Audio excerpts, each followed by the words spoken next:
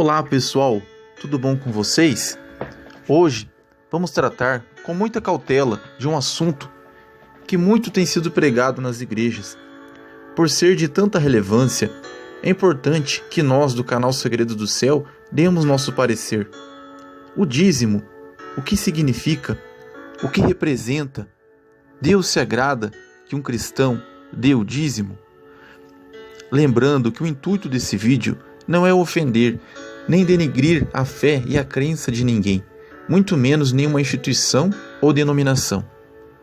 Pois bem, vamos lá. Logo após a saída do povo de Israel da terra do Egito, Moisés, junto de Arão, liderou o povo de Israel pelo deserto. Esse foi o período do Êxodo. O povo de Israel era dividido em tribos nessa época, e uma das tribos, chamada Levi, era encarregada de servir nas tarefas do tabernáculo. Essa tribo, a tribo de Levi, não tinha herança nem bens com as demais. Por isso, Moisés ordenou que as demais tribos retirassem uma parte das primícias da colheita e reservasse para que fosse levado até a tribo de Levi, para lhe servir de mantimento. Mas somente uma parte do dízimo era dado aos levitas. Os levitas, ao receberem os dízimos, tiravam o dízimo dos dízimos e davam aos sacerdotes. Números, capítulo 18, verso 26. Assim, a tribo de Levi recebia do povo uma parte da colheita, que eram os primeiros frutos da terra, de modo que tinham mantimento para viverem. E uma coisa importante de se saber era que nessa época já existia o dinheiro em espécie. Porém, o dízimo nunca foi estabelecido como dinheiro.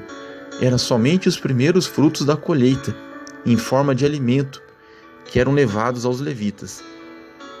Malaquias 3:10. Portanto, aqui se cumpre a profecia do profeta: Trazei todos os dízimos à casa do tesouro, para que haja mantimento em minha casa. Agora, começamos a entender que dízimo sempre foi uma forma de repartir o pão com os nossos irmãos. Mais que um mandamento ou uma ordenança sobre salário ou fonte de renda, a mensagem por trás do dízimo sempre foi uma lição sobre repartir o pão com os irmãos. E quando aprendemos e cultivamos esse princípio de solidariedade, então se cumpre a promessa do Senhor em nossas vidas. E depois, fazei prova de mim nisto, diz o Senhor dos Exércitos, se eu não vos abrir as janelas do céu, e não derramar sobre vós uma bênção tal, até que não haja lugar suficiente para recolheres. Veja que Deus estabelece como princípio nossa voluntariedade em ajudar o próximo, e como consequência, a própria natureza se encarrega de produzir ainda mais recursos e alimentos para que esse ciclo não tenha fim e todos tenham em abundância. Mas talvez você pergunte: dízimo não é 10% de tudo que vem em minhas mãos? Ou de todo o meu salário? Bem, a resposta é não. Não. Dízimo nunca foi nenhum tipo de desconto de 10% sobre o salário de ninguém. Em primeiro lugar, dízimo era uma regra que havia sido dada somente ao povo de Israel, para disciplina e aprendizado. Em segundo lugar, o objetivo por trás deste princípio era ensinar a solidariedade e a repartir o pão. Talvez agora você me faça outra pergunta: e se eu não tirar 10% do meu salário, serei amaldiçoado? A resposta é não. Fique tranquilo.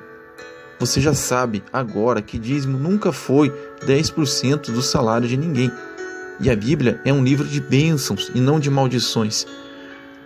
Então, quando alguém tenta te convencer que você será amaldiçoado caso não dê o dízimo, você sabe que não é obrigado. Entenda, meus irmãos, as Escrituras foram deixadas por Deus para nos ajudar, nos abençoar, e tudo isso é graça de Deus. É presente que Deus, como Pai, nos deixou como herança. Deus é amor e jamais deixaria promessas de maldição a seus filhos. Aliás, a antiga aliança e a lei de Moisés já tiveram seu fim em Jesus Cristo. Hoje vivemos no tempo e na era da graça de Deus. Veja o que o apóstolo Paulo escreve em sua carta aos Romanos.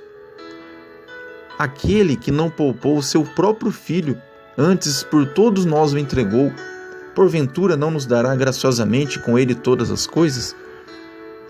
Se Deus entregou o seu bem mais precioso, seu Filho Jesus, por que não nos daria também gratuitamente todas as bênçãos?